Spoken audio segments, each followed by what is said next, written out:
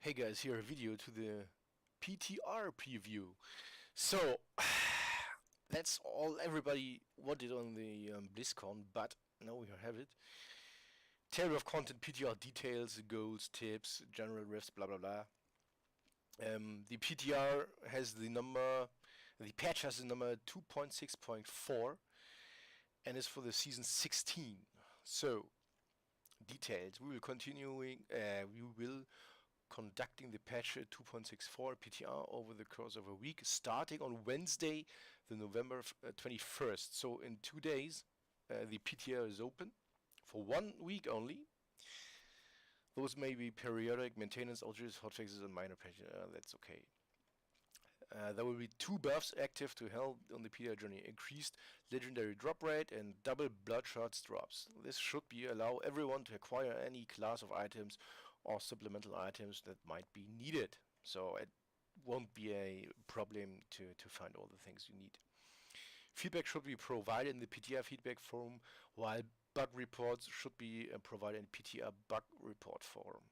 Clearly separating these tracks allows our designers and qualify assurance and testers to own it on the information they need most. So, PTR goals. With a huge number of class set changes and a game-breaking seasonal buff, we know it will be very tempting to get your hands on much as you can. So help guides, what? To help guide your focus, we'd like to offer our insight behind what we most like to see tested. Now, players pushing Greater Rifts as high as possible in both seasonal and non-seasonal play, but we have already reached Greater Rift 150. Did they open it up to 200 or something? I don't know. They sorry, they don't say it in the preview. So, experimentation with the class set mixes and matches as made possible by the seasons of grandeur buff. This PTR is a little different from ones we have conducted in the past, and it's been a while since we last had one. That's truly right. Whether we're a seasoned PTR or veteran, or this is your first go around, here are a few tips to get on you started. That's not interesting here. I want to go to the patch notes here. Below we find the preliminary PTR patch notes for patch 2.6.4. Please note that this isn't the final version of the patch notes and that some changes may not be documented or described in full detail. I know, so here we go. To provide feedback, blah blah blah, feedback forum, reporting issues, blah blah blah. General quality of life philosophy. For the patch, we wanted to include a few frequently requested quality of life changes and focus on better celebrating and indicating primal legendary drop. It's not the very first thing I want to have, but okay. 5 additional armory tabs have been added to all characters, bringing the total to 10. That's really good. So you have 4 sets, maybe 3 different versions of one set and 2 speed sets, 1 support set. So I think 10 is okay for every class, every char. So you have everything in the armory, so it's okay. Greater Rift zones are now stored in the materials tab. Oh, thank God they did it. Any existing Greater Rift keyzones in both inventory and stash have been automatically moved. So you don't have to have 100 stack Greater Rift keys in your stash or in your inventory. So thanks that they did it like the other materials. Primal legendaries are now marked with a red beam when they drop. It's okay. So you see it the first time. You don't destroy them unidentified. So primal legendaries on the ground are now indicated by a red pentagram icon on the minimap. It's okay to know you know where they are. Primal legendaries now have a red border and updated background on the icons. New background. Border is okay. Background, okay. Great Rift's philosophy. The gameplay of micromanaging Paragon points during the curse of a Great Rift doesn't feel like especially engaging gameplay, nor was it consistent with the other existing rules of entering a Great Rift. In addition, the below changes to matchmaking is so make it easier for the players to find groups for Great Rifts, as the previous windows only between Great Rifts is typically very small. So, Paragon points can not longer be swapped while a Great Rift is open. That's good. So it's like all the other aspects in the Great Rift. You can change your skill, your build, your items, and neither your Paragon points now. Players can be matched in public games where Great Rift is open. So now you can go into a public game where Great Rift is open, and you don't have to wait until in one game it's closed. Player who joins in this manner will not be able to enter the active rift, but player inside the rift be able to continue with no additional difficulty scaling until the run has been completed.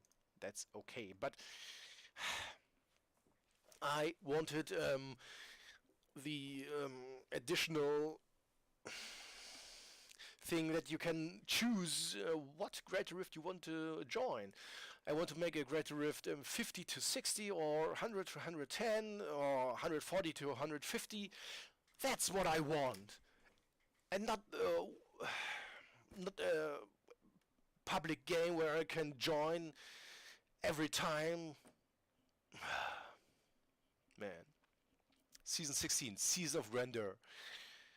The buff of Season of Grandeur has been implemented. This buff gives all seasonal players, not non-seasonal players, the legendary power of the Ring of Royal Grandeur. Reduces the number of items needed for a set bonus by 1. So, this buff does not stack with additional Ring of Grandeur, either the Equip or Incarnate Cube. Unlike previous season buff, this buff will not apply to non-season players. Okay, as they said. But this... now, in the beginning of this new season, you have 2 or 4 sets. Now you can level even faster as it was before. So,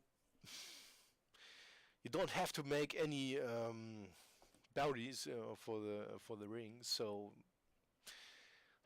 leveling is made even faster again, but only this season. Yeah. By completing a Great Rift level 7 solo for the first time in season, Primal Legendary is guaranteed to drop from a Rift. That's okay. So you now know you did it from the Rift Guardian. Class changes. We are taking another tuning pass across all classes set to improve class and set diversity at higher level Greater Rifts. Please note that these values are not final, and we anticipate some adjustments to occur during the course of PTR. All classes. Legendary of Nightmares, the set bonus has been increased from 100 to 500%. 500% per item, I think. It is now 100% now to 500%. So the LON set will be buffed.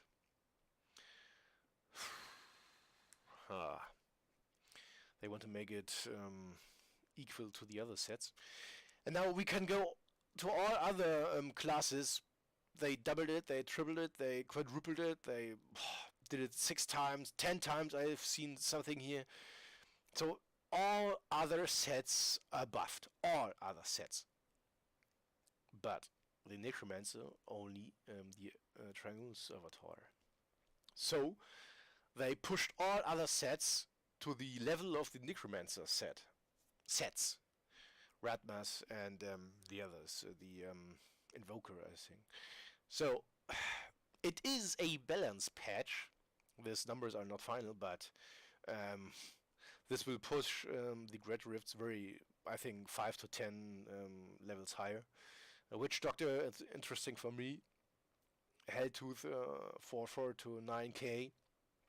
Nearly doubled. Jade Harvester. 1,650 seconds to 10,000 seconds. It's it's ridiculous. I don't know, it's 5 times, 6 times as much. Six, 7 times much.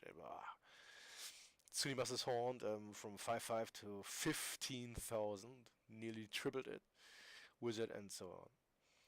How to participate, character copy, and you know how to play the PTR. So in the end, this is a balance patch to buff all the other sets on the level at the Necromancers, that the Necromancer isn't OP anymore or equal. We will see of that if that works, and nice little changes here to the armory and the grift stones and the joining of the public grifts, but it's not game changing. So we will see if that works, how the numbers will change in 1 week, and in the season 16, what will start, I think, in January, because the season 15 ends on the 16th of December. We will see what changes will make it to the final patch 2.6.4, and yeah, have fun and respond to the forums, your feedback and bug reports, so that they can make really a good patch. Thank you for watching, and till the next time.